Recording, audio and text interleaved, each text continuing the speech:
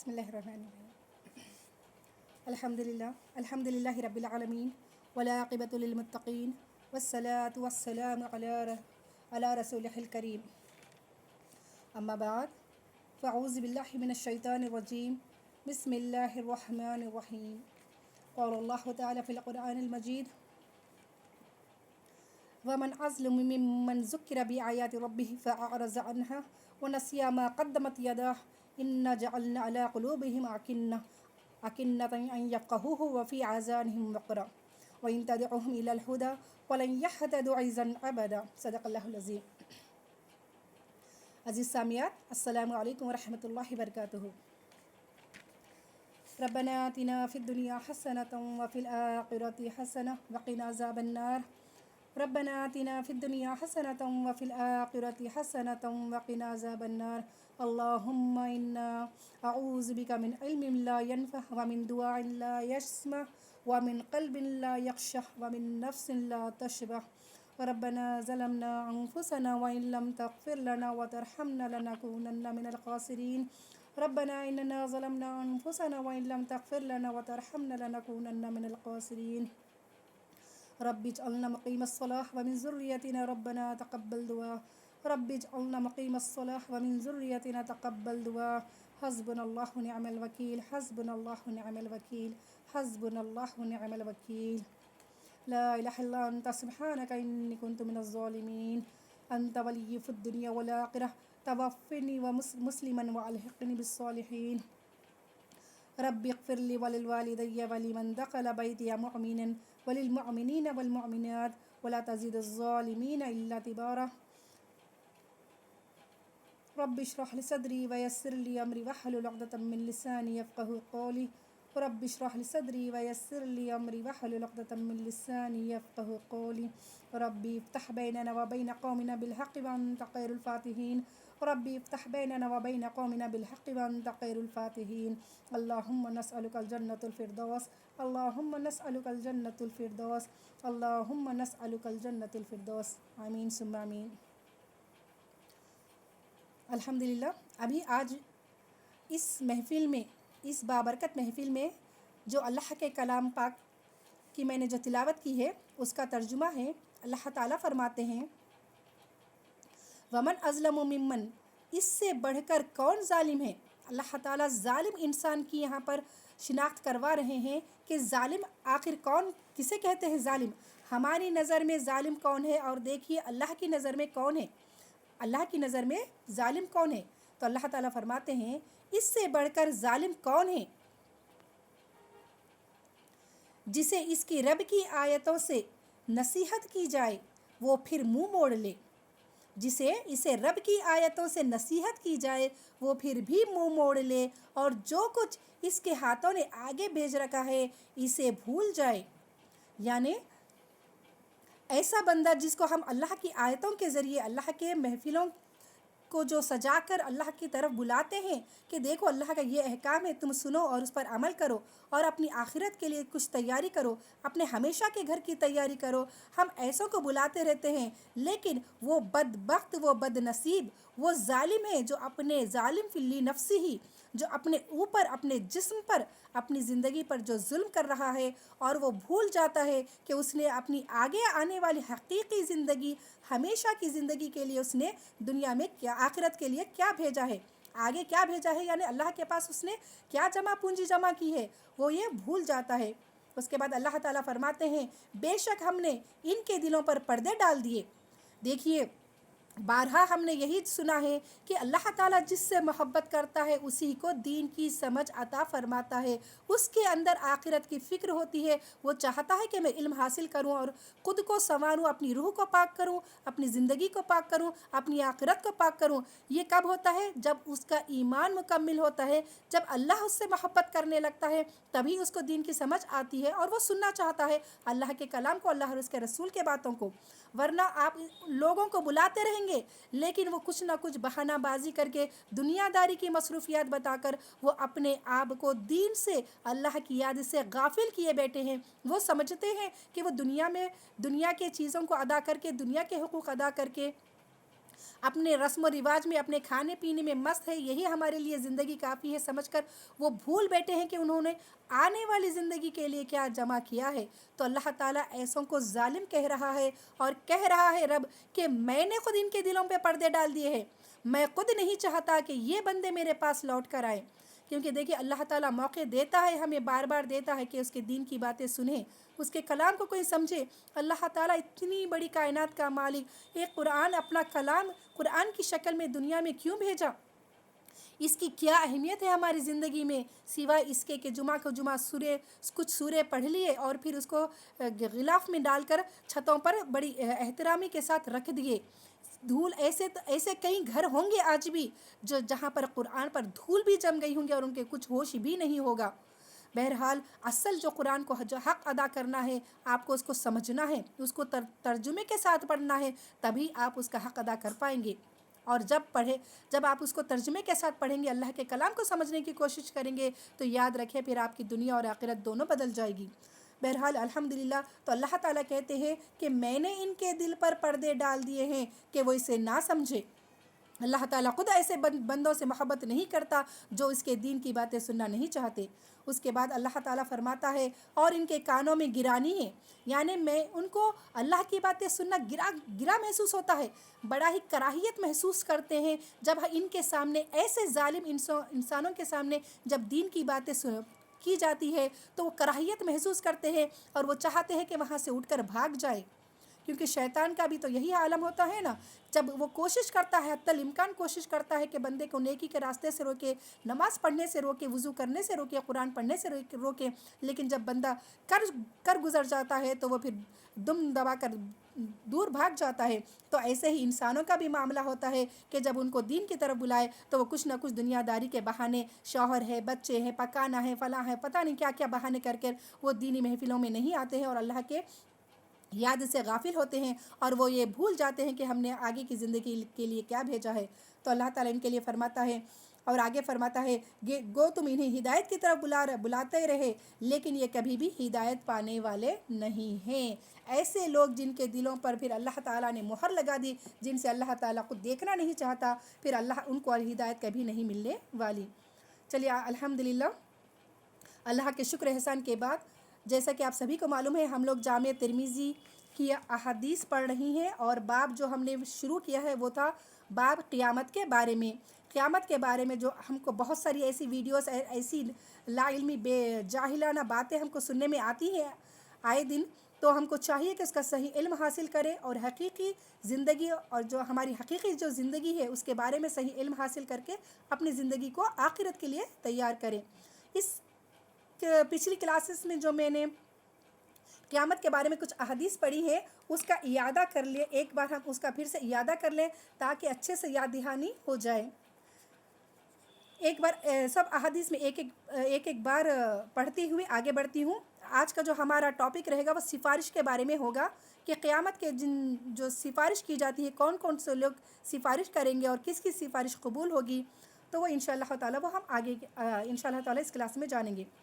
تو جو اس باب قیامت کے بیان میں جو ہم نے احادیث پڑھی ہے، جو سب سے پہلی حدیث ہم نے جانی تھی وہ تھی عدی بن حاتم رضی اللہ تعالیٰ عنہ کی، کہ آپ صلی اللہ علیہ وسلم نے فرمایا تم میں سے کوئی ایسا شخص نہیں ہے جو اپنے پروردگار سے قیامت کرے گا قیامت کے دن، اور نہ ہوگا ان کے بیچ میں کوئی بھی ترجمان، یعنی اللہ تعالیٰ ہر بندے سے ڈائریکٹ خود بات کرے گا، اور دونوں کو بات چیت سمجھنے کے لیے کوئی بیچ میں ٹرانسلیٹر یا کوئی ترجمہ کرنے والا کوئی نہیں ہوگا کہ اللہ کی بات ہم کو نہ سمجھ میں آئے یا ہماری بات اللہ کو سمجھ میں نہ آئے، ایسا نہیں ہوگا، کیونکہ اللہ تعالیٰ کو تو ہر لینگویج آتی ہے اور ہم کو ایک لینگویج اللہ دے دے گا، جو بھی ہم گویا کریں گے وہ اللہ تعالیٰ سمجھ لے گا۔ اس کے بعد آپ نے فرمایا کہ میں اپنی داہنی طرف دکھائی نہ دے گی اسے کوئی چیز جو اس نے آگے بھیجی ہے، یعنی اسے دائیں بائیں صرف اور صرف اپنے اعمال ہی دکھائی دیں گے۔ یہ ہوگا قیامت کا منظر جب بندہ اللہ کے حضور کھڑا ہوگا۔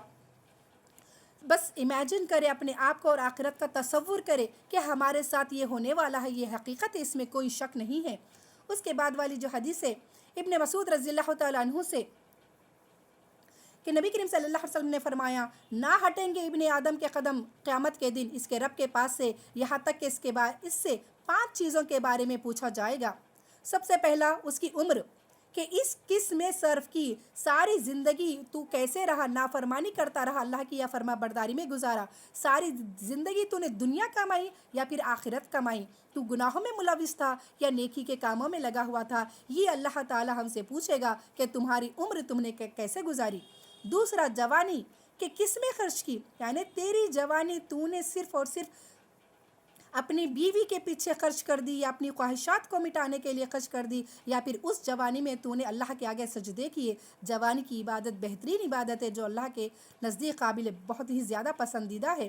بہرحال اللہ تعالیٰ اس جوانی کے بارے میں پوچھے گا کہ جوانی تو نے کس میں خرچ کی، کیسے خرچ کی۔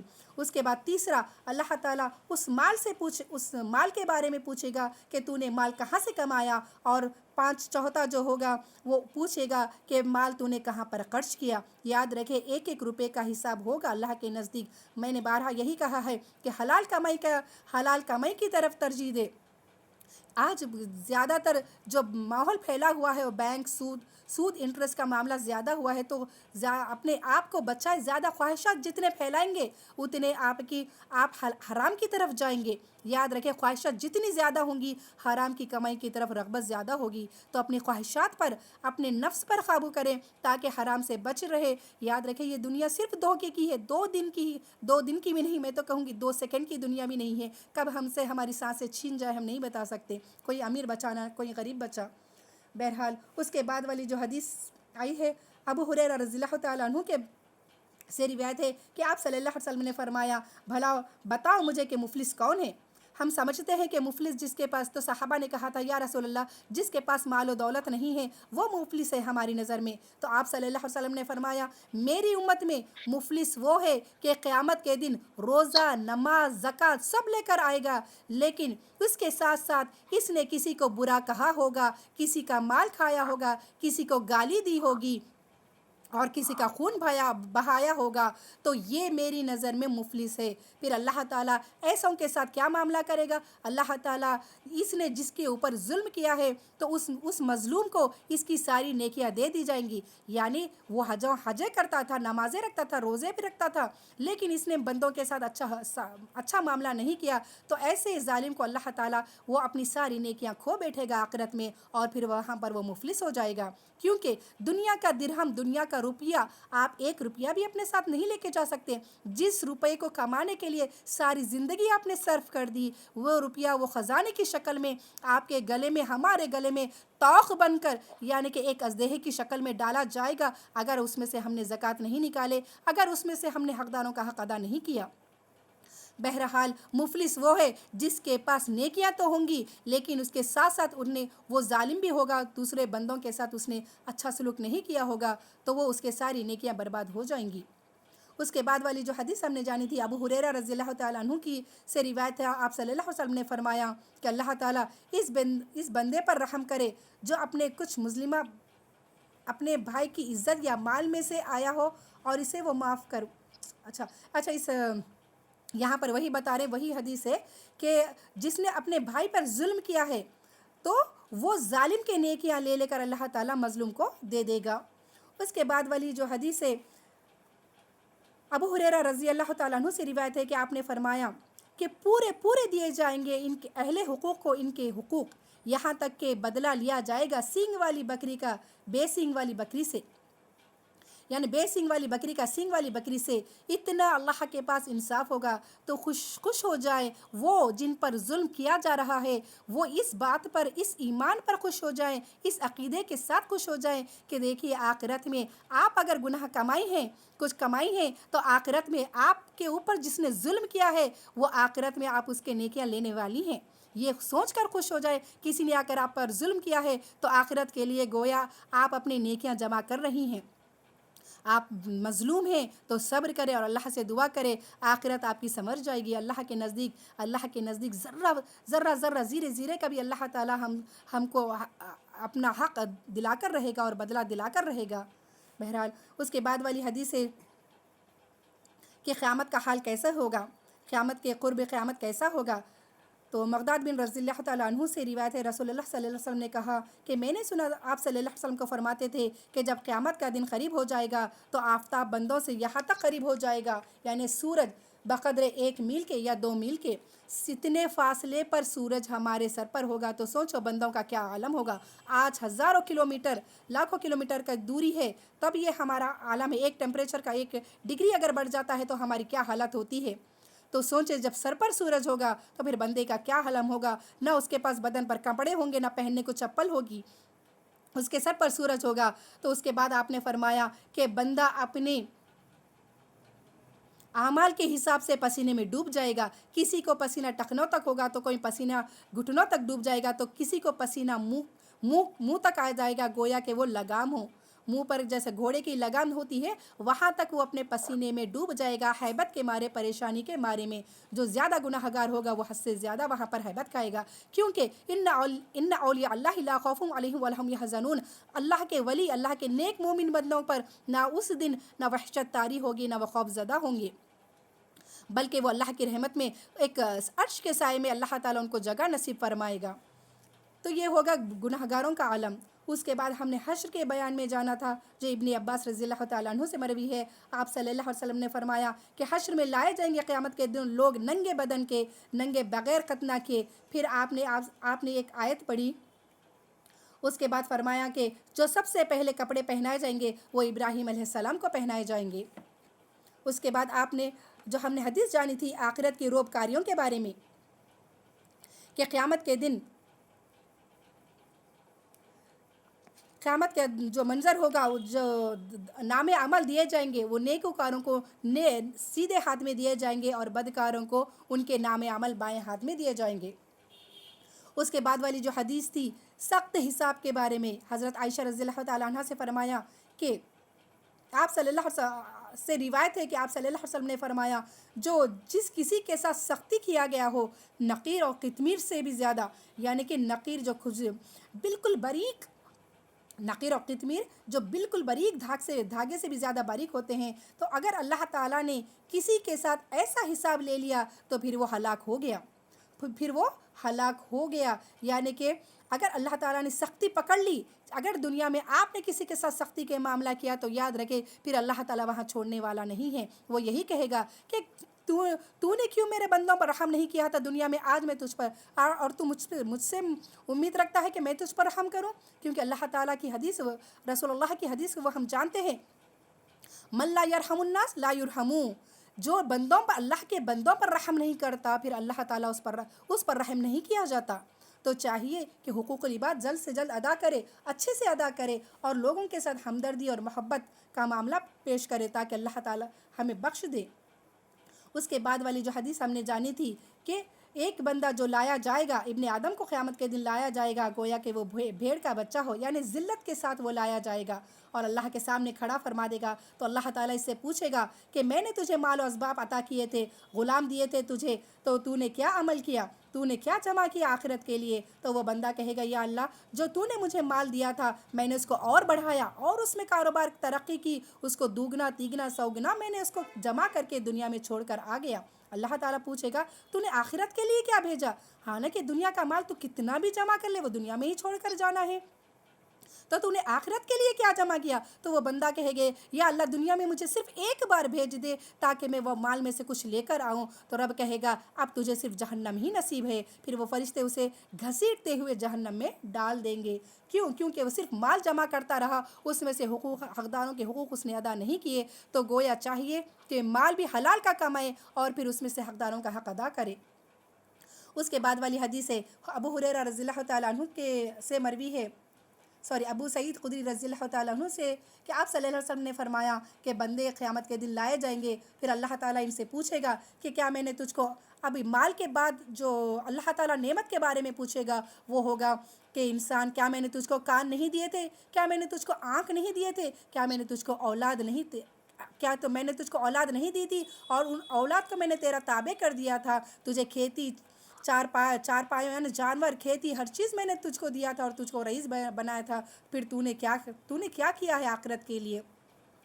بہرحال اس حدیث میں بھی یہی بولے گا بندے کہ یا اللہ میں تو تجھے بھول گیا تھا، دنیا کی کمائی میں لگا تھا. پھر اللہ تعالیٰ بولے گا کہ جس طرح تو دنیا میں رہ کر مجھے بھول گیا تھا، لو آج میں بھی تجھے بھول گیا. فَالْيَوْمَ نَنْسَاهُمْ، آج میں بھی تجھے بھول جاتا ہوں بول کر اللہ تعالیٰ وہاں پر ہاتھ اٹھا لے گا اور اس کو پھر جہنم میں ڈال دیا جائے گا.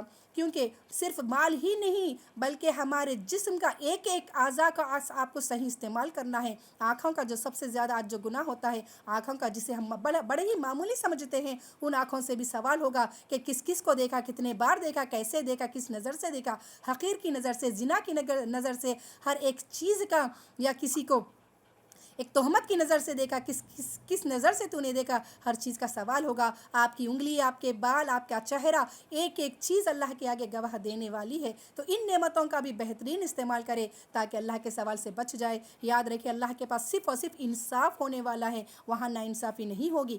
زمین میں جب تک رہے زندہ آپ جیسی چاہے منمانی زندگی جی سکتے ہیں، لیکن آخرت میں اللہ کے پاس سے کوئی چھٹکارا نہیں ہے. اللہ وہاں پر صرف اور صرف انصاف کرنے بیٹھا ہے.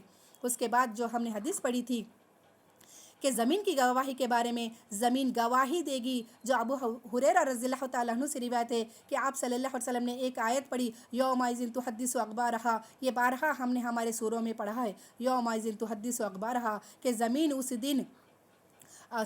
دن جو ہے سما تحدث بیان کر دے گی تمام اپنی ساری خبریں. یعنی زمین کے اوپر تو کیسے چلتا رہا، کیا کیا گناہ کرتا رہا، اکڑ کے چلتا رہا، یا پھر تو نے اس کے اوپر زنا کیا، قتل کیا، چوری کی، جھوٹ بولی، زمین پر رہ کر تو نے کیسے کیا، یہ تمام چیزیں زمین خود بیان کر دے گی. کہ اب وہ ہم کو گناہگار وہاں پر ٹھہرا دے گی اگر ہم نے اس کے اوپر ٹھہر کر کچھ گناہ کیا. اور دوسری احادیث میں بھی آتا ہے کہ اللہ، اور قرآن میں آتا ہے کہ اللہ تعالیٰ نے جس چیز سے سختی سے منع کیا ہے وہ ہے اکڑ کر چلنا. اکڑ کر چلنے سے اللہ تعالیٰ نے سختی سے منع کیا ہے. بندے کو عاجز ہونا چاہیے، ہمیشہ عاجزی اور انکساری کی چال ہونا چاہیے. اپنے جسم کو ویسا بنائے کہ جسم سے تکبر غرور ظاہر نہ ہو. بھلے ہی اللہ نے کتنی دولت عطا کیوں نہ کی ہو. تو یاد رکھے قارون کا ایسے کئی بادشاہ جو گزر چکے ہیں خزانے لے کر، لیکن اللہ تعالیٰ نے ان کا کیا انجام کیا ہے. بہرحال جو اللہ کو سب سے زیادہ ناپسندیدہ ہے وہ تکبر ہے. چلیے الحمدللہ یہ تھا اب تک کی کلاس کا تھوڑا سا ریویژن. آئیے آگے بڑھتے ہیں. جو اگلا باب باندھا گیا ہے وہ سور کے بارے میں ہے. یعنی کہ جو اکثر کہتے ہیں نا آخر سور کیا چیز ہے، تو اس کے بارے میں ہے. حضرت عبداللہ بن عمر رضی اللہ تعالیٰ عنہ سے روایت ہے، ایک گنوار نبی کریم صلی اللہ علیہ وسلم کے پاس آیا اور پوچھا سور کیا ہے، یعنی قیامت کے دن جو سور کہتے ہیں نا وہ سور کیا ہے. تو آپ صلی اللہ علیہ وسلم نے فرمایا یہ ایک نرسنگا ہے کہ اس میں پھونکا جائے گا. یعنی قیامت کے دن ایک نرسنگا، یعنی کہ جس سے آواز نکالی جاتی ہے، ایک طرح کا انسٹرومنٹ ہے، یہ میوزیکل انسٹرومنٹ میں آتا ہے. تو اس میں جب آواز وہ اپنے اسرافیل علیہ السلام اس کو جب سے دنیا میں آئے ہیں تب سے وہ اپنے منہ میں لیے ریڈی ٹھہرے ہوئے ہیں کہ کب اللہ کا حکم اور کب وہ سور پھونکے. دیکھیں اللہ کے فرما بردار فرشتے ایسے ہوتے ہیں. بہرحال جو اللہ نے ان کو اس پر مامور کیا ہے کہ اللہ کا جیسے ہی حکم ہو گیا وہ سور پھونکا جائے گا. تو وہ ایک زلزلۃ الساعہ جسے کہتے ہیں، 3 طرح کے سور پھونکے جائیں گے، یہ ہم نے بارہا پڑھا ہے.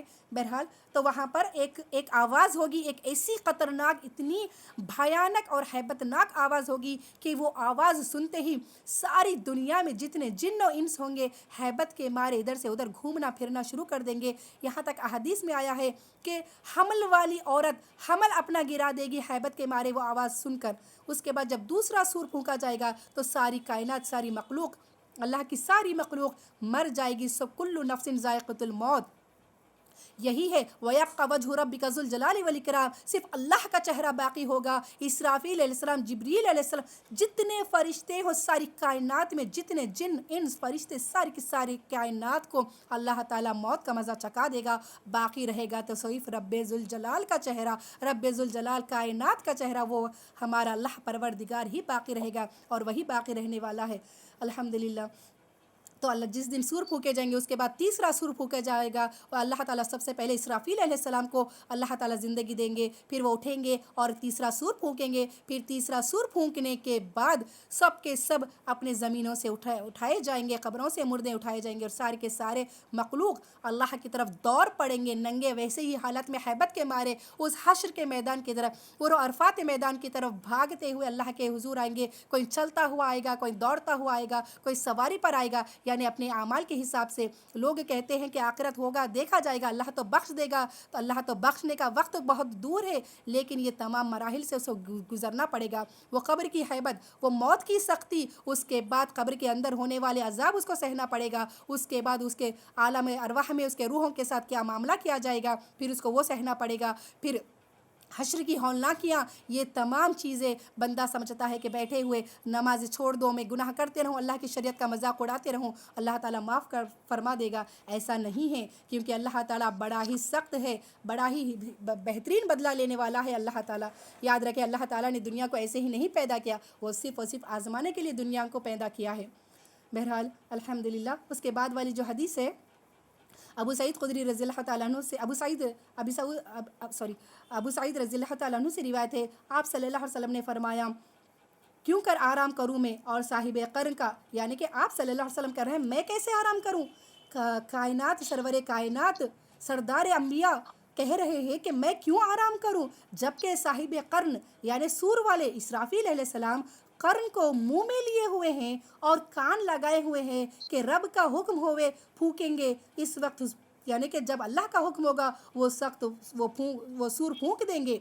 ये अम्र, ये मामला सख्त गुजरा साहब रसूल सल्लल्लाहु अलैहि वसल्लम पर। बस आपने फरमाया, कहो तुम हस्बुनल्लाहु निअमल वकील। जब आप सल्लल्लाहु अलैहि वसल्लम ने ये बात कही कि मैं कैसे आराम करूं, जबकि इसराफील अलैहिस्सलाम सूर लिए ठहरे हुए हैं, कभी भी क़यामत हो सकती है, मेरा क्या आलम होगा। सरवर कायनात जिसने दुनिया में 11 बीवियाँ, जिसको अच्छी खासी फैमिलीज दुनिया में अल्लाह ताला ने दी थी, सब कुछ था, लेकिन फिर भी वो परेशान थे, फिर हमारा क्या कैसा आलम होना चाहिए। हम तो फितनों के दौर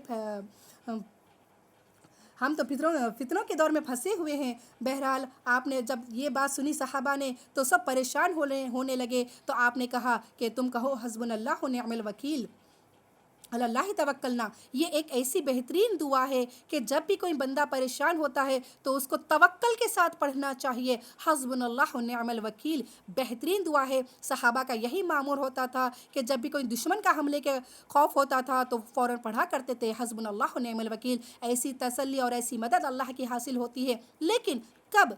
जब आप पूरे अक़ीदे से पढ़ेंगे, जब पूरे यकीन के साथ अल्लाह से कहेंगे, या अल्लाह हमारे लिए तू काफ़ी है। ये ऐसा पुख्ता यकीन होना चाहिए। यकीन के साथ साथ आपका अमल होना चाहिए कि बेशक मददगार मेरा रब ही है, कोई नहीं कर सकता। ये कहे, अपने आप से कहे कि मेरा मददगार सिर्फ़ और सिर्फ मेरा रब है, कोई मुझे आज बचा नहीं सकता सिवाय रब कायनात के। वो तवक्कल से पढ़े, तब देखिए फिर अल्लाह की मदद कैसे हासिल ना होगी। तो आपने फरमाया कि कहो हस्बुनल्लाहु निअमल वकील, अल्लाह ही तवक्कलना, हम अल्लाह ही पर भरोसा करते हैं और अल्लाह ताला ही हमारे लिए काफ़ी है और वो बेहतरीन मददगार है। अल्हम्दुलिल्लाह। उसके बाद जो सिरात के बारे में हदीस बांधी गई है, यानी कि पुल सिरात जिसे कहते हैं, आप सल्लल्लाहु अलैहि वसल्लम ने फरमाया, मुग़ीरा बिन शुअबा रज़ियल्लाहु ताला अन्हु से रिवायत है, आप सल्लल्लाहु अलैहि वसल्लम ने फरमाया, शार मोमिनों का पुल सिरात पर यही है, यानी कि ऐ रब सलामत रख सलामत रख। आपने फरमाया कि मोमिनों का पुल सिरात यही है कि तमाम मोमिनों को तू यार। फिर आपने दुआ भी की कि या अल्लाह उस पुल सिरात पर हमें सलामत रख। पुल सिरात एक बाल से बारीक तलवार से कहीं ज़्यादा तेज़ होगा, जिस पर हर बंदे मोमिन हो या मुसलमान, गुनाहगार हो या मुशरिक, हर किसी को चलना है। बहरहाल मुशरिक और काफिर तो डायरेक्ट बिना हिसाब किताब के सीधा जहन्नम में डाल दिए जाएंगे, लेकिन मुसलमान को हर एक को चलना होगा। वो जितना गुनाहगार होगा वो उतना कट करते जाएगा। अगर वो बहुत ज़्यादा गुनाह कबीरा का मुर्तकिब है तो वो पूरा कट के जहन्नम, सीधा नीचे जहन्नम होगी और जहन्नम के ऊपर ये पुल रखा जाएगा, तो वो जितना गुनाहगार होगा उतना कट कर वो जहन्नम में नाउज़ बिल्लाह गिर जाएगा। एक मुसलमान, गुनाहगार मुसलमान की यहाँ पर बात हो रही है। ये गलत फहमी में ना रहे कि मुशरिक ही जहन्नम में जाएगा, काफिर ही जहन्नम में जाएगा, ऐसा हरगिज़ नहीं है। उनके लिए तो जहन्नम है ही है, लेकिन गुनाहगार मुसलमान भी जहन्नम में जाएंगे। बहरहाल तो जो नेक होगा वो पुल सिरात पर से ऐसे गुजर जाएगा जैसे बुराक का सफ़र, एक पलक نہیں وہ اپنا سفر طے کر لے گا۔ الحمدللہ، اللہم اجعلنا منہم، آمین۔ تو یہ ہے پلصراط کا معاملہ۔ اس کے بعد آئیے جانتے ہیں آج شفاعت کے بارے میں۔ شفاعت ہم لوگ ہمیشہ کہتے ہیں کہ ہم نبی کریم صلی اللہ علیہ وسلم کی شفاعت سے بچ جائیں گے، یا انہوں ہماری سفارش کر لیں گے، دنیا کے بہت سارے ایسے اولیاء اللہ ہے وہ ہماری سفارش کر لیں گے، یا بعض یہ سوچتے ہیں کہ ہم بچے کو حافظ بنا دے تو وہ ہماری سفارش کر لے گا۔ تو آئیے صحیح احادیث کی روشنی میں ہم جانتے ہیں آخر شفاعت کیسے ہوگی۔ دیکھیے، شفاعت کے معنی ہے سوال کرنا، یعنی کہ ہم نے جو گناہ کیا ہے اس کے بارے میں سوال کرنا کہ یا اللہ اس کے عوض میں تو ان کے سے وسیلے سے یا جو بھی ہے ہمارے، تو ہم کو بخش دے آج جہنم سے۔ تو ایسی شفاعت جو ہم کو نفع دے گی وہ ہے ہمارے پیارے آقا محمد صلی اللہ علیہ وسلم کی سفارش۔ قیامت کے دن جو ہم کو نفع دینے والی ہے ہمارے پیارے آقا محمد صلی اللہ علیہ وسلم کی سفارش۔ آپ جو ابو طالب یعنی اپنے چچا کے بارے میں بھی آپ قیامت کے دن سفارش کریں گے، لیکن آپ کی شفاعت نفع دے گی، اس سے کیا ہوگا؟ اللہ نے فرمایا، کیونکہ وہ آپ مشرک تھے، ابو طالب جو تھے وہ مشرک تھے، لیکن آپ نے جی توڑ اپنے نبی کی، اپنے بھتیجے کی بے انتہا آپ نے مدد فرمائی ہے، ہمیشہ آپ کے لیے ٹھہرے رہے۔ تو جب نبی کریم صلی اللہ علیہ وسلم کی شفاعت ان کے لیے اتنا کام کرے گی کہ اللہ تعالیٰ نے کہا کہ میں ان کو بخشوں گا تو نہیں، وہ ان کا گناہ تو معاف نہیں ہوگا، شرک جو انہوں نے میرے ساتھ کیا ہے، کیونکہ اللہ غیور ہے، اللہ کے ساتھ شرک اللہ کو قطعی پسند نہیں ہے۔ تو رب کہتا ہے نبی کی سفارش کرنے پر بھی میں یہ کر سکتا ہوں کہ میں ان کو صرف چھوٹی سی ان کے عذاب میں تخفیف کر دوں گا، ان کے عذاب کو کم سے کم کر دوں گا۔ نبی کریم صلی اللہ علیہ وسلم سب سے چہیتے ابو طالب، جسے آپ بے انتہا چاہتے تھے اپنے والد جیسا، تو ان کے لیے بھی جب آپ سفارش کریں گے تو اللہ تعالیٰ صرف ان کے عذاب میں تخفیف کرے گا۔ اور حدیث میں آیا ہے کہ ابو طالب کو صرف جہنم کے جوتے پہنائے جائیں گے، صرف سارا بدن سلامت رہے گا لیکن ان کے صرف جوتے پہنائے جائیں گے، جہنم میں ان کو صرف جوتے پہنائے جائیں گے، کھولتے ہوئے انگار کے جوتے پہنائے جائیں گے۔ لیکن یہ بھی آیا ہے کہ وہ جوتوں کی گرمی ہے ایسی ہوگی کہ ان کا سر ان کا تالو کھولتا ہوا ہوگا۔ اللہ اکبر، اللہ اکبر۔ یہ ہے اللہ کا انصاف، اللہ تعالیٰ، یہ ہے شرک کا عذاب کہ اللہ تعالیٰ کتنے ہی نیک عمل آپ کیوں نہ کر لے، لیکن شرک ایک ایسا معاملہ ہے کہ اللہ تعالیٰ اسے ہرگز نہیں بخشنے والا۔ بہرحال اس کے بعد والی جو بڑی حدیث ہے الحمدللہ سفارش کے بارے میں کہ آخرت کا معاملہ آخر ہوگا کیسا۔ ابو ہریرہ رضی اللہ تعالیٰ عنہ سے روایت ہے، آپ صلی اللہ علیہ وسلم کے پاس لایا گیا گوشت، پھر آپ نے اسے اٹھایا اور اپنے دست میں اٹھایا اور آپ کو اچھا لگتا تھا اور آپ کو پسند آتا تھا، پھر آپ نے اس کو نوچا، آپ نے ایک بار اس میں اپنے دندان مبارک یا داڑھوں سے، یعنی آپ نے اپنے دندان مبارک سے اس گوشت کو کھایا، پھر آپ نے فرمایا میں سردار ہوں آدمیوں کا قیامت کے دن۔ آپ نے فرمایا میں قیامت کے دن آدمیوں کا سردار ہوں۔ تم جانتے ہو کیوں؟ اس لیے کہ اللہ تعالیٰ جمع کرے گا اگلے پچھلے لوگوں کو ایک پٹپیڑ زمین پر، پھر اس طرح اکٹھے ہوں گے کہ سنا سکے گا ان کو ایک آواز پکارنے والا، اور دیکھ سکے گا ان کو صاحب بصر، اور قریب ہوگا ان سے آفتاب، اور لوگ غم و کرم میں اس درجے تک پہنچ جائیں گے کہ طاقت نہ رکھ سکیں گے اور وہ محتمل نہ ہو سکیں گے، یعنی بے چین رہیں گے، ان کو سکون نہیں ملے گا۔ اور اس کے بعد اور اس سے کہیں گے بعض لوگ بعض سے کہا کیا نہیں دیکھتے ہو کہاں تک پہنچی مصیبت تمہاری، کیا نہیں دیکھتے ہو تم ایسے شخص کو جو شفاعت کرے تمہارے رب کے پاس؟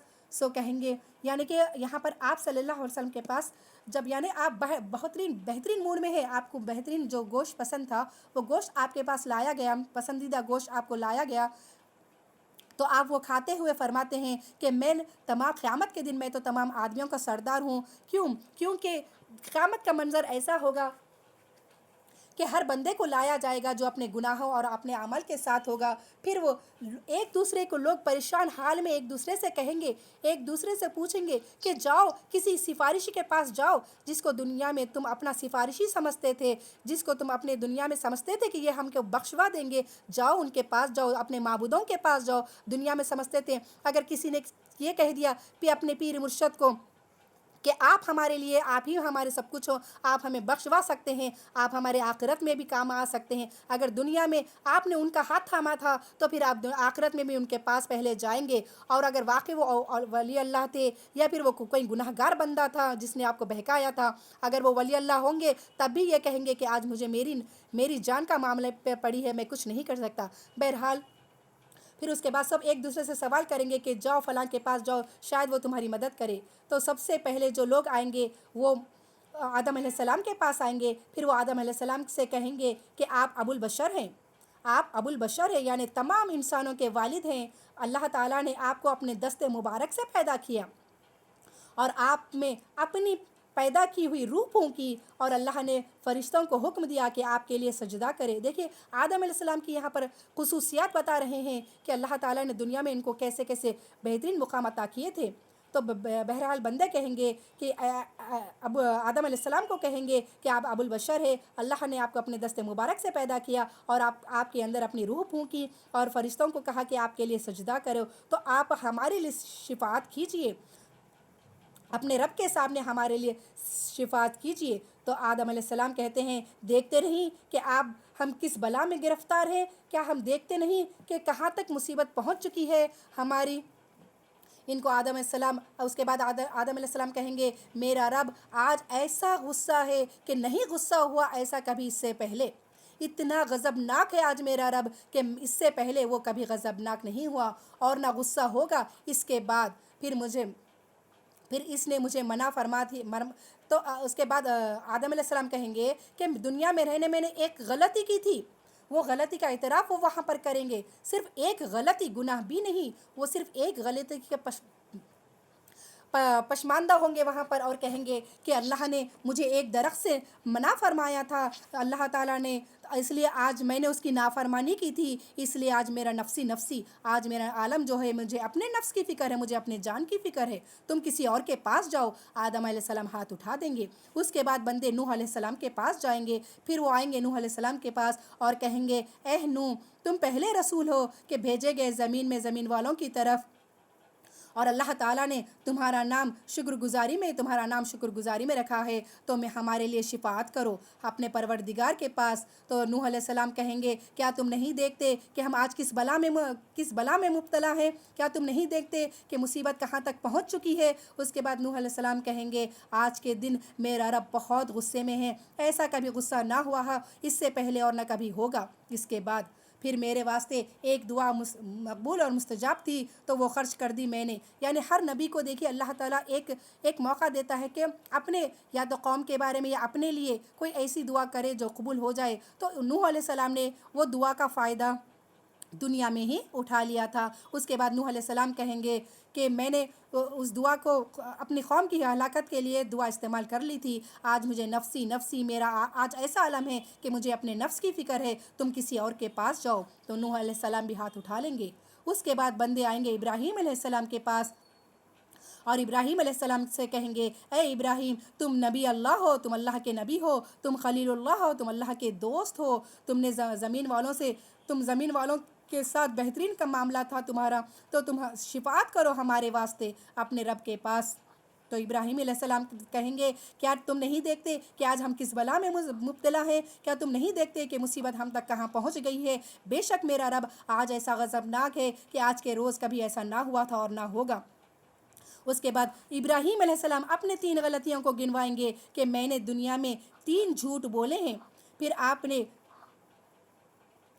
آپ کہیں گے کہ نفسی آج مجھے اپنے جان کی فکر ہے، اللہ اکبر، انبیاء کو اپنے جان کی فکر ہے۔ اس کے بعد ابراہیم علیہ السلام کہیں گے کہ جاؤ میرے پاس سے، تم کسی اور کے پاس جاؤ۔ تو پھر وہ تمام لوگ موسیٰ علیہ السلام کے پاس آئیں گے، پھر موسیٰ علیہ السلام سے کہیں گے کہ تم موسیٰ ہو، تم موسیٰ کلیم اللہ ہو، اللہ نے تم کو فضیلت دی ہے اپنی رسالت سے اور اپنے کلام سے، تم لوگوں کے لیے شفاعت کرو۔ تو موسیٰ علیہ السلام کہیں گے، موسیٰ علیہ السلام بھی وہی کہیں گے کہ کیا تم نہیں دیکھتے ہم کس بلا میں مبتلا ہیں آج، پھر بے شک آج میرا رب اس قدر غضبناک ہے کہ ایسا کبھی غصہ وہ پہلے نہ ہوا تھا اور نہ بعد میں ہوگا۔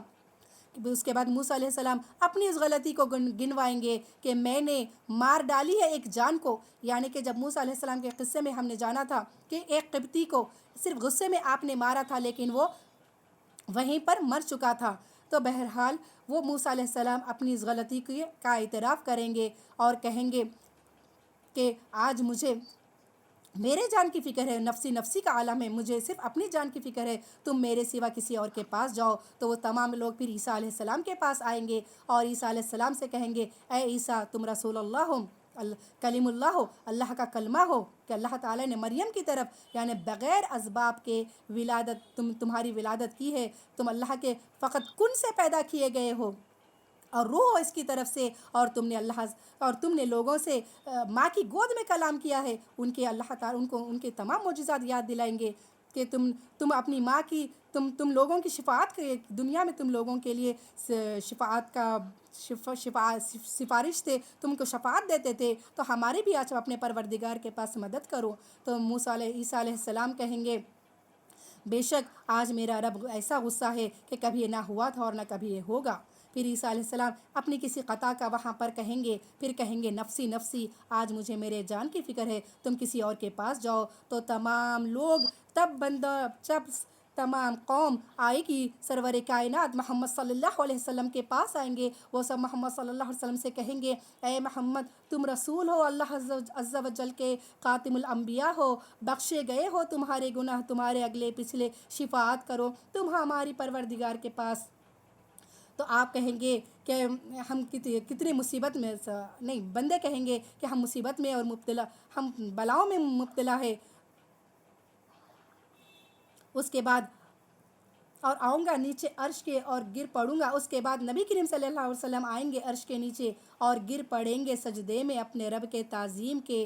پھر اللہ تعالیٰ کھولے گا جنات و انسان پر اپنی یعنی اور اپنے جو بھی اپنا رحم اللہ تعالیٰ کھولے گا، اور پھر نبی کریم صلی اللہ علیہ وسلم اس کی حمد و ثنا بیان کریں گے، اس قدر کریں گے، پھر اللہ تعالیٰ نہ کھولا ہوگا کسی پر اس سے پہلے، اور کہیں گے کہ اے محمد اٹھاؤ اپنا سر اور سوال کرو کہ تم جو مانگو گے وہ دی جائے گی، اور شفاعت کرو تمہاری شفاعت قبول کی جائے گی۔ پھر میں اٹھاؤں گا اپنا سر اور کہوں گا اے رب میں مانگتا ہوں نجات فلاح اپنی امت کی۔ اللہ اکبر۔ رب سرور کائنات کہتے ہیں ایسی قوم، یہ قوم کے لیے ہم امت محمدیہ کے لیے سرور کائنات پیارے محمد صلی اللہ علیہ وسلم کہیں گے کہ میں نجات مانگتا ہوں، اپنی فلاح مانگتا ہوں اپنی امت کی، اے رب مانگتا ہوں میں نجات اور فلاح اپنی امت کی۔ پھر اللہ تعالیٰ فرما دے گا شان محمد صلی اللہ علیہ وسلم داخل کرو تم اپنی امت میں سے ان لوگوں کو جن پر حساب کتاب نہیں ہے۔ سن لیا میرے عزیز سامعات آپ لوگوں نے کہ شفاعت کس کی کریں گے؟ ان لوگوں پر جس پر حساب کتاب نہیں ہے، یعنی اگر دنیا میں حقوق العباد میں آپ نے جو بھی کوتاہی کی ہے، گناہ کیا ہے، تو یاد رکھے پھر رسول اللہ کی شفاعت بھی وہاں پر کام نہیں ہوگی جب تک کہ آپ کا وہ بدلہ نہیں لیا جائے گا۔ بہرحال اللہ تعالیٰ کہے گا کہ حساب کتاب جن پر نہیں ہے ان کو جنت میں داخل کرو۔ اس کے بعد داہنے دروازے میں سے جنت کے اور لوگ شریک ہوں گے اور دروازوں میں سے اور لوگ، یعنی داخل ہونے پر پھر فرمایا کہ قسم ہے اس پروردگار کی میری جان اس کے ہاتھ میں ہے کہ دو پٹ میں جنت کی پٹوں سے ایسا فاصلہ ہے جیسا مکے اور ہجر میں، یا جیسا مکہ اور بصرہ میں۔ بہرحال الحمدللہ یہاں پر جو شفاعت جو آپ صلی اللہ علیہ وسلم کریں گے، دوسری احادیث میں بھی آتا ہے کہ جو آپ صلی اللہ علیہ وسلم کے سنت طریقوں پر عمل کرتا ہے، سنتوں کو زندہ کرتا ہے، آپ کے بتائے ہوئے راستے پر چلتا ہے، اذان کے بعد اذان کی دعا پڑھتا ہے، یہ بہرحال ہر وہ سنت جو ادا کرتا ہے تو رسول اللہ کی شفاعت اس کے لیے کام میں آئے گی۔ تو یہ سوچ کر بیٹھے ہیں کہ ہم گناہ پر گناہ کماتے جائیں گے اور اللہ تعالیٰ ایسے ہی بخش دے گا، ایسے ہی رسول اللہ کی سفارش ہم کو مل جائے گی اور ہم کو جنت مل جائے گی، تو ایسا ہرگز نہیں ہے۔ یہ غلط فہمی میں سے نکلے، یہ جہالت میں سے نکلے۔ جہاں ہم کو یہاں پر صرف کوشش کرنا ہے، کامیابی دینا اللہ کے ہاتھ میں ہے۔ یاد رکھے سرور کائنات اپنے پیٹوں پر پتھر باندھ کر عبادت میں لگے ہوئے رہتے تھے، اپنے پیروں پر ورم آتا تھا لیکن عبادت میں لگے رہتے۔ میں یہ نہیں کہتی کہ سارا کام چھوڑ دے، ساری دنیا داری چھوڑ دے اور عبادت میں لگ جائے، ایسا نہیں ہے۔ بولنے کا مقصد صرف یہی ہے کہ آج جو دنیا میں پھیلتے ہوئے گناہ ہیں اس گناہوں کے شریک حصے دار نہ بنے. کم سے کم عبادت میں کوتاہی ہو رہی ہے، کوشش کریں ان کوتاہیوں کو دور کرنے کی. حد سے زیادہ گھر کے چیزوں کو، گھریلو دعوتوں کو اتنی اہمیت نہ دے جتنا اللہ کی فرما برداری کو، رسول اللہ کی شریعت کو، ہم کو رسول اللہ کی سنتوں کو جو اہمیت دینا ہے اتنی اہمیت دنیا داری کو نہ دے. بہرحال اس دنیا میں رہتے ہوئے سنتوں کو زندہ کرے، اسلامی گھر بنائے. ماحول مسلمان کا گھر ہونا چاہیے، ایسا ماحول ہونا چاہیے جس میں حسن اخلاق دکھے. حسن اخلاق کا بہترین کردار جو نظر آئے مسلمان میں ویسا ہونا چاہیے. عورتوں کو باحیا ہونا چاہیے، ایسی حیاداری پاک دامنی ہونی چاہیے. عورتوں میں حیا ہونی چاہیے. مرد کو بھی چاہیے کہ اپنے اہل کے ایمان کی، ان کے دینداری کی فکر کرے اور دینی ماحول گھر میں بنائے. بہرحال جب ایسا کریں گے، ایسے کام کریں گے، میں نے یہی کہا ہے کہ آپ کو ساری زندگی اللہ اللہ کرنا نہیں ہے، صرف خود غرضی عبادت کرنا نہیں ہے، بلکہ اچھائی نیکی کا حکم دے، امر بالمعروف کرے، نہیں انل منکر کرے، برائی سے روکے، گناہ کو روکے، غلط کو جو کرتا ہے زبان سے روکے، نہیں مانتا ہے تو 1 سے 2 بار منع کر کے اسے چھوڑ دے، پھر وہ جانے اللہ کا بندہ جانے. بہرحال تو ایسی کوششیں کرے جس سے اللہ راضی ہو جائے، اللہ خوش ہو جائے. کیونکہ ہم فتنوں کے دور میں ہیں، یہاں پر چھوٹا نیکی عمل بھی بڑا عمل میں داخل ہوگا، کیونکہ یہاں پر نیکی کمانا بہت مشکل ہے. ہمارے ہاتھ میں فتنہ ہے، ہماری زندگیوں میں فتنہ ہے، ہمارے رشتوں میں فتنہ ہے. آج صرف لوگ کیا کہیں گے یہ چرچا زیادہ ہوتا ہے زبان پر. کوئی یہ نہیں کہتا کہ اللہ کیا کہے گا، کوئی یہ نہیں سوچتا کہ اللہ کیا کہے گا، اللہ کے پاس کیا جواب دیں گے، اللہ کے حضور کیا. کوئی آپ سے یہ نہیں پوچھتا کہ ہم اللہ کے پاس کیا جواب دیں گے. بہرحال کوشش اور ڈر یہ ہونا چاہیے کہ اللہ کیا کہے گا، اللہ کے پاس ہم کیا جواب دیں گے. تو اس آئے سنتوں کو زندہ کرے اور بہترین علم حاصل کر کے اللہ کو راضی کرنے والے اعمال کریں. الحمدللہ.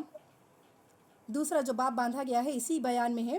انس رضی اللہ تعالیٰ عنہ سے روایت ہے، آپ صلی اللہ علیہ وسلم نے فرمایا، میری شفاعت ہے اہل کبائر کے لیے، یعنی میری امت میں سے اہل کبائر کے لیے شفاعت ہے.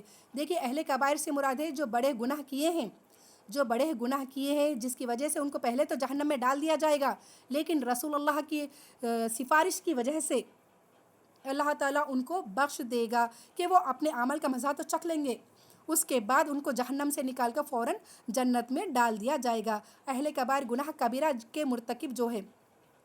تو الحمدللہ بہت سے میرے بیانوں میں ہے کہ اہل کبائر کون کون سے گناہ جس کو لوگ معمولی سمجھتے ہیں، وہ سمجھتے ہیں کہ گناہ صغیرہ ہے، لیکن وہ بہرحال وہ بھی گناہ کبیرہ ہے. تو وہ جانے کہ اہل کبیر گناہ کبیرہ کیا ہے اور گناہ صغیرہ کیا ہے، تاکہ ہم اس سے بچے رہیں. اس کے بعد کیا ہوگی، رسول اللہ کی ان کو شفاعت نصیب ہوگی جو اگر گناہ کے کبیرہ کے بھی مرتکب کیوں نہ ہوں. اس کے بعد والی جو حدیث ہے ابی سعید خدری رضی اللہ تعالیٰ عنہ سے روایت ہے، آپ صلی اللہ علیہ وسلم نے فرمایا، میری امت میں سے کوئی شفاعت کرے گا. اب دیکھیں یہاں پر نبی کی شفاعت کے بعد، سفارش کے بعد، اب اگر ہم کو کسی کی سفارش نصیب ہوتی ہے تو وہ کون ہے؟ تو آپ نے فرمایا میری سفارش کے بعد میری امت میں سے کوئی شفاعت اگر کرے گا تو وہ ہوگا جماعتوں کی آدمیوں سے، اور کوئی یعنی کہ کئی جماعتوں کی آدمیوں سے، اور کوئی ان میں سے شفاعت کرے گا ایک قبیلے کی، اور کوئی شفاعت کرے گا ایک اسبا کی، اور کوئی شفاعت کرے گا ایک مرد کی، یہاں تک کہ داخل ہوں گے جنت میں. دیکھیے الحمدللہ جو یہ سوچ کر بیٹھے ہیں کچھ غلط یہاں پر میں عقائد کو لیتے چلو کہ جو پیر مرشد ہمارے دنیا میں کسی کے مرید ہو جاؤ تو انہوں سفارش ہماری کر دیں گے، ایسا نہیں ہے. آپ کو کسی کا مرید اللہ کے رسول کا مرید ہونا ہے کہ مطلب اس کے فرما بردار، اس کے مطیع بن جائے، آپ کے لیے کافی ہو جائے گا. سفارش جو کریں گے ہمارے نیک اعمال، اور اس کے بعد جو زیادہ سفارش کریں گے رسول اللہ کی سفارش کے بعد، وہ ہے ایک عالم یا فاضل یا مفتی جو باعمل ہو، نیک متقی یا اولیاء اللہ. وہاں پر ایسے نیک اعمال جو لے کر آئیں گے، تو جیسے کہ ایک آپ نے کسی اپنے خاندان میں کسی کو عالم فاضل مفتی بنا لیا ہے، کامل جو بھی ہے بنا لیا ہے دین کی راہ میں، بہرحال وہ ایک بہترین مبلغ ہے دین کا، وہ باعمل بھی ہے. تو ایسوں کو جب اللہ تعالیٰ وہاں پر وہ تو اللہ کے عرش کے سائے میں ٹھہرا ہوگا، تو اللہ تعالیٰ اس کو اجازت دیں گے کہ تو چاہے اپنے خاندان میں سے کسی کو بخشوا لے. تو وہ پھر اپنے قریبی خاندان والوں کو، وہ جس کو چاہے جس کا نام لے گا، پھر اللہ تعالیٰ اسے جنت میں داخل کریں گے. اور جہاں تک حفاظ کی جو بات آئی ہے، حفاظ کی جو حدیث میں ملتا ہے، حافظ بنانے پر یہ بخشوا نہیں سکتے وہ لوگ، لیکن جو حافظ کے جو ماں باپ رہیں گے، والدین رہیں گے، ماں اور باپ دونوں کو اللہ تعالیٰ عرش میں وہاں پر وہ وہ تاج پہنائیں گے، اللہ تعالیٰ وہاں پر ہیروں کا تاج پہنائیں گے اور ان کو بڑے ہی احترام اور اکرام کے ساتھ رکھیں گے۔ یہ جو احادیث میں آیا ہے، جو حافظ بھی کیا ہو رہا ہے، کیسا رہنا، وہ بھی بعمل رہنا۔ ایسے حفاظ ہے آج، حفظ تو کرتے ہیں لیکن حفظ کو بھول جاتے ہیں، قرآن کو، اللہ کی آیت کو، کلام کو بھول بیٹھے ہیں، تو ان کے لیے وعید ہے کہ وہ قبر سے اندھے بنا کر اٹھائے جائیں گے۔ جو حافظ تو بنتے ہیں، حفظ کر لیتے ہیں، لیکن دنیا کی مصروفیات میں بھول بیٹھے ہیں، تو وہ قبر سے اپنے اندھے بن کر اٹھیں گے۔ بہرحال تو ایسے حافظ تو ان کے والدین کو تاج پہنایا جائے گا الحمدللہ۔ تو علماء جو اپنے بخشوا سکتے ہیں وہ اپنے خاندان والوں کو بخشوا سکتے ہیں۔ اسی طرح کہ اگر کوئی اولیاء اللہ آپ کے خاندان میں کوئی ہے، ولی اللہ، اللہ کے دوست جس سے اللہ محبت کرتا ہے، تو پھر اللہ تعالیٰ ایسے نیکوکار مومنوں کو اللہ تعالیٰ وہاں پر کہے گا کہ تو چاہے تو اپنے خاندان میں سے کسی کو بخشوا سکتا ہے الحمدللہ۔ اس کے بعد والی جو حدیث ہے حوض کوثر کے بیان میں، یعنی ایک حوض کوثر بھی ہے جو انا اعطیناک الکوثر، جو ہم نے پڑھا ہے سورہ کوثر میں، انا اعطیناک الکوثر، بے شک ہم نے آپ کو کوثر عطا کیا ہے۔ تو اس میں جو حدیث آئی ہے، انس رضی اللہ تعالیٰ عنہ سے روایت ہے، فرمایا رسول اللہ صلی اللہ علیہ وسلم نے، بے شک میرے حوض میں سراہیاں ہیں۔ سراہیاں تو ہم سبھی کو معلوم ہے، سراہیاں ہیں آسمان کے ستاروں کے شمار کے برابر۔ آسمان میں جتنے ستارے ہیں اتنے ان گنت ہے وہ، جسے آج تک سائنٹسٹ بھی نہیں کاؤنٹ کر سکے، یہ معلوم کر سکے کہ کہکشاں ہیں، پھر یہ تمام آپ کو بہرحال آسمان میں جتنے ستارے ہیں ان سے کہیں زیادہ اللہ کے رسول کو اللہ تعالیٰ نے حوض کوثر عطا کیے ہیں، تو وہ حوض کوثر پلایا جائے گا۔ یعنی کہ وہ حوض کوثر ایسا ہوگا شہد سے زیادہ شیرین، دودھ سے زیادہ سفید، اور جسے وہ ایک بار پی لے گا تو پھر وہ پیاسا نہیں ہوگا الحمدللہ۔ یہ حوض کوثر کے بارے میں کس کو نصیب ہوگا، کیا ہوگا، انشاءاللہ تعالیٰ اگلی کلاس میں ہم جانیں گے۔